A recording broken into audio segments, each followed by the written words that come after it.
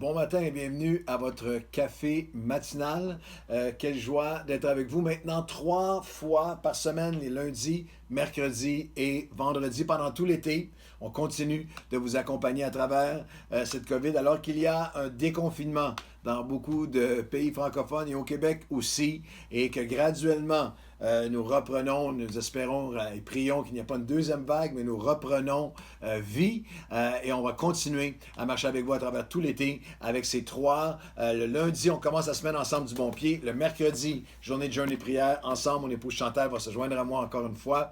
Et les vendredis, juste avant le week-end, on va vous donner une parole de vie. Et nous sommes dans un thème général de comprendre et accomplir l'appel de Dieu sur chacune de nos vies. Et je vous recommande comme lecture d'accompagnement, d'appoint, d'approfondissement, d'enracinement dans l'accomplissement de votre appel de Dieu. Ce livre que j'ai écrit, Découvrir et développer votre potentiel. Il y a plusieurs aspects de l'appel de Dieu discutés dans ce livre. C'est sur l'épître de Paul aux Philippiens. Il y a un enseignement important sur les différents, ce que j'appelle les combats de l'appel. Dans l'accomplissement sur des années de notre appel, quelle que soit la sphère dans laquelle vous êtes appelé, il va y avoir des combats. Différents combats. Combats pour l'unité, combats pour l'intégrité, combats contre la culpabilité.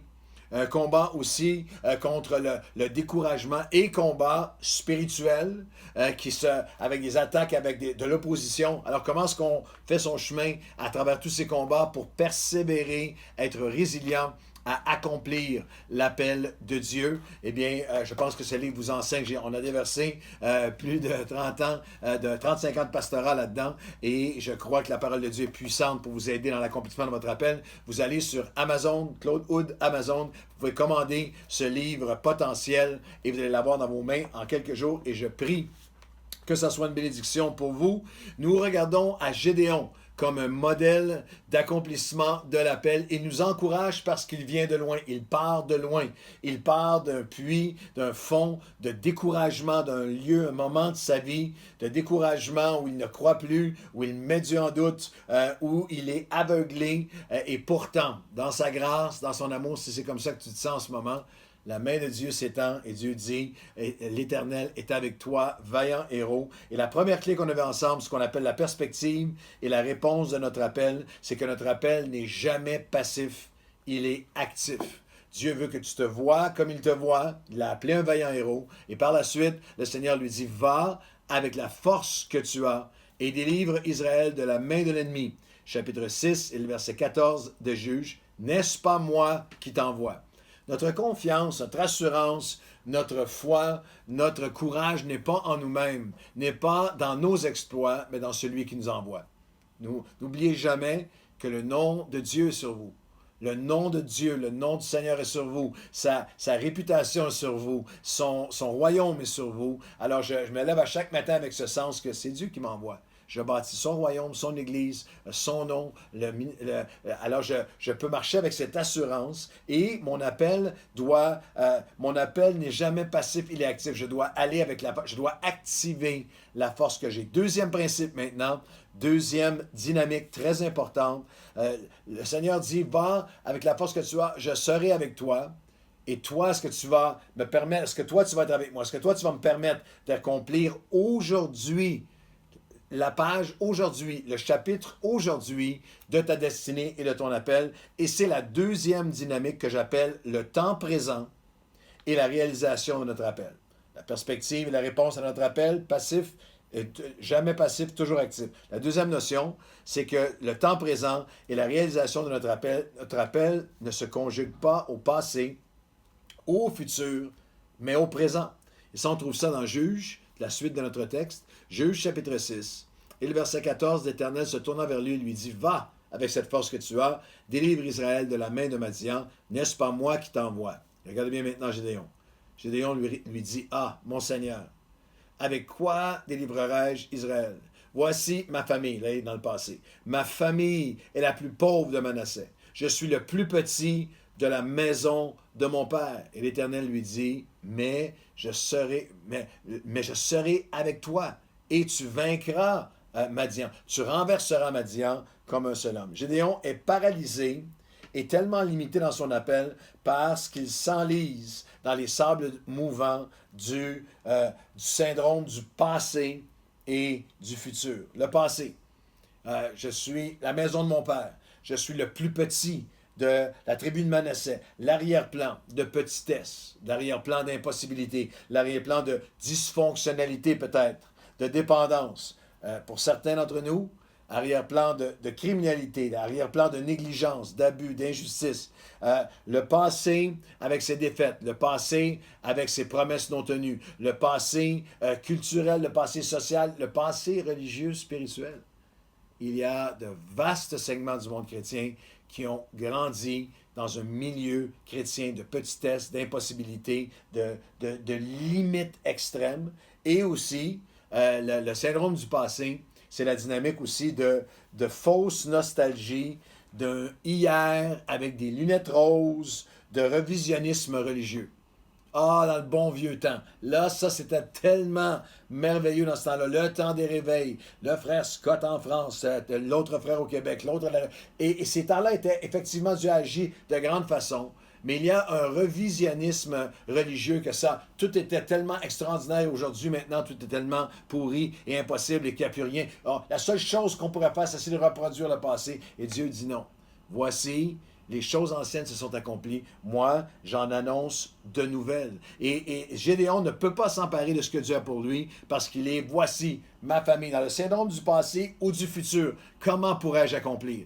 Comment est-ce qu'on va y arriver? Avec quoi serais-je capable de délivrer mon peuple? Son problème n'était pas un problème de ressources, mais un problème de révélation et un problème de reconnaissance. Il avait Dieu avec lui, mais il ne reconnaissait pas aujourd'hui ce que Dieu avait fait. Une attitude de gratitude va grandement déterminer votre altitude.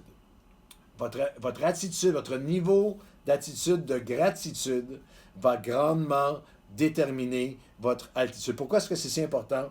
Parce que notre gratitude, notre capacité à reconnaître Dieu, être reconnaissant à Dieu, pour les gens autour de nous, pour aujourd'hui, pour ce que j'ai dans le présent, va être un grand déterminant relationnel. Votre gratitude va être un grand déterminant relationnel avec Dieu et avec les gens autour de vous. Il vous faut graduer en gratitude.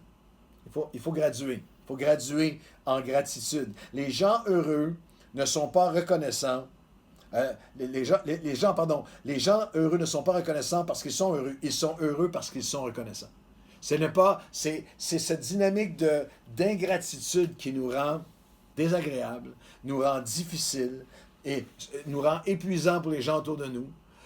L'attitude d'ingratitude peut conduire à l'infidélité, peut conduire au non-pardon, à retarder notre appel, à le remettre, à l'avorter. La maladie de l'ingratitude conduit à l'aveuglement. Tu es aveuglé à ce que Dieu a fait pour toi, aux bonnes personnes qui sont autour de toi, aux ressources que tu as, aux opportunités que tu as. La gratitude aujourd'hui, au présent, c'est Seigneur, tu es avec moi.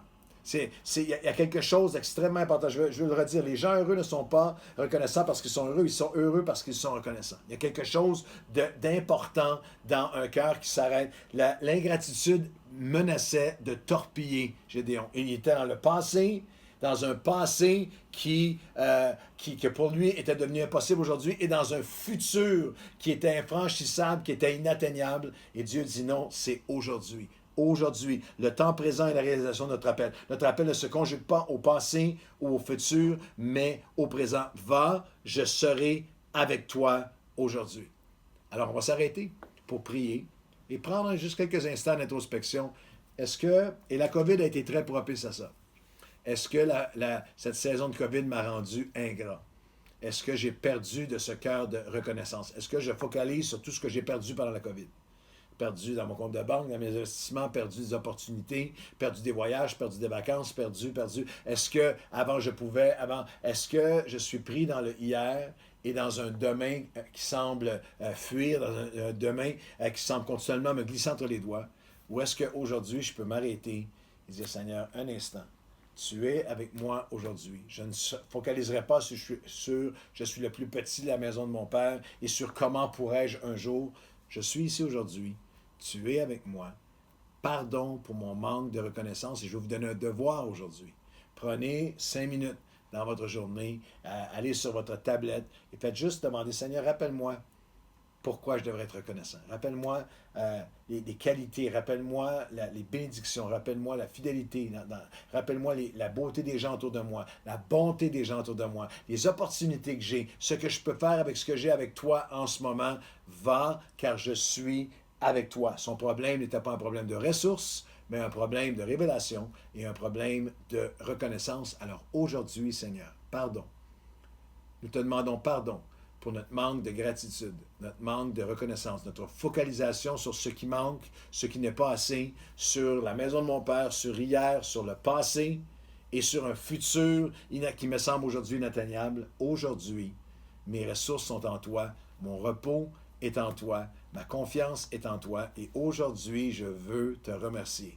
Je veux te dire merci et je veux aller remercier, aller cultiver un cœur de reconnaissance pour les gens qui sont autour de moi, pour tes bontés dans ma vie, pour ce que tu as pourvu, pour tout ce que j'ai à ma disposition, pour tes promesses et surtout pour ta présence. Va, n'est-ce pas moi qui t'envoie, dit le Seigneur, va, car j'irai avec toi et tu vaincras ton ennemi. Alors aujourd'hui, permets-moi, aide-moi à marcher dans la reconnaissance et la gratitude. Mon appel n'est pas passif, il est actif, mais mon appel n'est pas hier ou demain, il est aujourd'hui. Au nom de Jésus. Amen.